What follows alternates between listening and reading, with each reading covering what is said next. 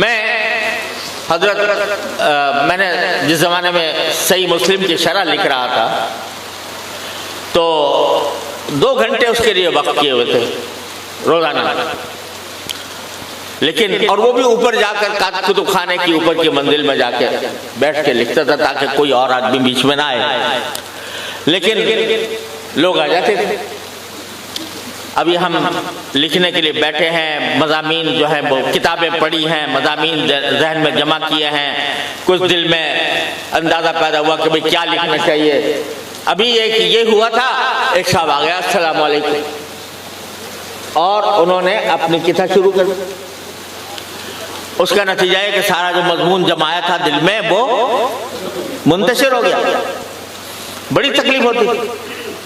تو میں نے اپنے شیخ سے کہا، حضرت عارفی قدس اللہ تعالیٰ سے روز کہ حضرت یہ روزانہ قصہ پیش آتا ہے، میں بیٹھ کے لکھنا چاہتا ہوں اور لوگ آ کے وہ اپنی بات چھیڑ دیتے ہیں اور باتیں کرنا شروع کر دیتے ہیں، تو بڑی تکلیف ہوتی ہے۔ تو حضرت نے عجیب بات فرمایا کیوں تکلیف ہوتی ہے؟ میں نے کہا حضرت یہ سارا مضمون اکٹھا کیا اور جمع کیا، اب لکھنے کے لیے بیٹھے ہیں تو بیچ میں آ کے خلل انداز ہو گیا کوئی۔ تو فرمایا کہ یہ جو تم لکھ رہے تھے یہ اللہ کے لیے لکھ رہے تھے کسی اور کے لیے؟ اللہ اکبر، اللہ اکبر۔ یہ جو تم لکھ رہے تھے یہ اللہ کے لیے لکھ رہے تھے یا کسی اور کے لیے؟ کہ جی اگر اللہ کے لیے لکھ رہے تھے تو اس وقت اللہ کی رضا اس میں تھی کہ تم لکھو۔ اب ایک مہمان آیا ہے تو اس کا تقاضا یہ ہے کہ تم اکرام کرو، اب اللہ کی رضا اس میں ہے کہ تم اس کا اکرام کرو، اس کا اکرام کرو، اس کو وقت دو، اس کا حق ہے یہ۔ اب اللہ کی رضا اس میں ہے تو اپنی طرف سے تم نے فرض کر لیا کہ بھئی یہ کتاب لکھوں گا تو اللہ جب پوری ہوگی تو اللہ تعالیٰ پوری کرا دے گا، ہمارا ایک کام ہو جائے گا۔ اپنے دل سے فرض کر رکھا ہے، ارے اللہ کے لیے کر رہے تھے، اللہ کے لیے کر رہے تھے تو ابھی اللہ کے لیے کرو، اس کا اکرام کرو، مہمان کا اکرام کرو۔ یہ نبی کریم صلی اللہ علیہ وسلم کی سنت ہے، وہ سنت لکھ رہے تھے، ابھی سنت پہ عمل کرو۔ شرح صحیح مسلم جو ہے وہ کیا ہے؟ سنت ہی ہے نا، سنت کو لکھ رہے تھے، اب ایک مہمان آ گیا، اس مہمان کا اکرام کرو، یہ سنت کی پر عمل ہے۔ تو کیوں گھبراتے ہو، کیوں پریشان ہوتے ہو؟ اگر بالفرض تکمیل نہ ہوئی، اور تم نے تکمیل اس لیے نہ ہوئی کہ تم نے نبی کریم صلی اللہ علیہ وسلم کی ایک سنت پر عمل کیا، تو کوئی گھاٹا نہیں تمہارا۔ تم سے یہ سوال نہیں ہوگا محشر میں کہ کتاب تم نے تکمیل کیوں نہیں کی، کتاب کی تکمیل کیوں نہیں کی تھی۔ لیکن اگر تم نے کسی سنت پر عمل کر لیا تو انشاءاللہ اس کا وزن ہوگا، اللہ تبارک و تعالیٰ اس کی بنا پر تمہیں نجات دے دیں گے۔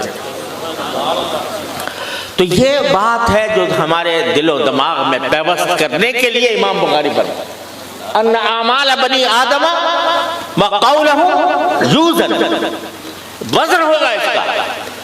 تو کوشش اور فکر اس کی کرنی ہے کہ جو کچھ پڑھا ہے اس پر عمل کرو، اور عمل بھی اس طرح کرو کہ اس میں وزن ہو، اخلاص ہو، اللہ تبارک و تعالیٰ کی خاطر ہو وہ کام، اور اس میں کسی اور چیز کی آمیزش نہ ہو۔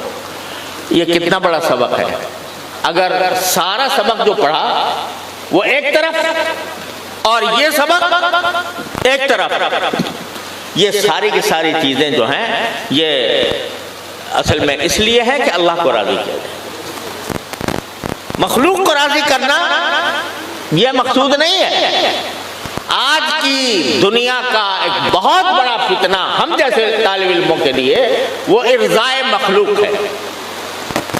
مخلوق راضی ہو جائے، میں یہ کروں گا تو لوگوں میں شہرت ہو جائے گی، میں یہ کروں گا تو لوگ جو ہیں وہ کریں گے، تعریف کریں گے، اور اگر میں نے یہ کیا تو لوگ ناراض ہو جائیں گے، لوگ کہیں گے کیسا عالم ہے۔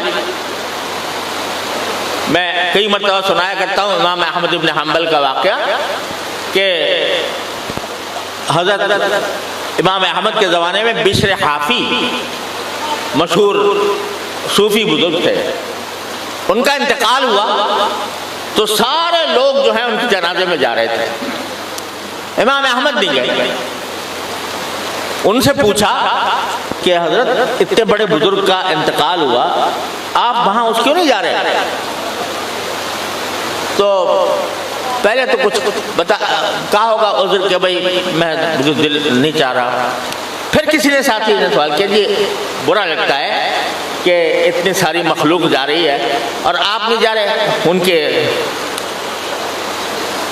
انتقال کے موقع پر؟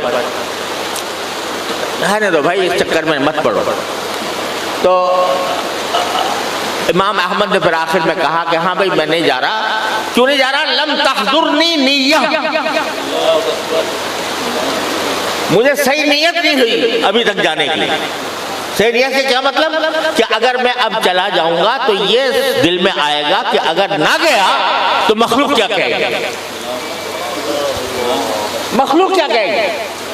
تو مخلوق کا کہنے کا دل میں خیال آ گیا ہے، تو اگر میں مخلوق کی وجہ سے جاؤں گا اس عمل میں کوئی وزن نہیں ہوگا جب تک کہ دل میں یہ خیال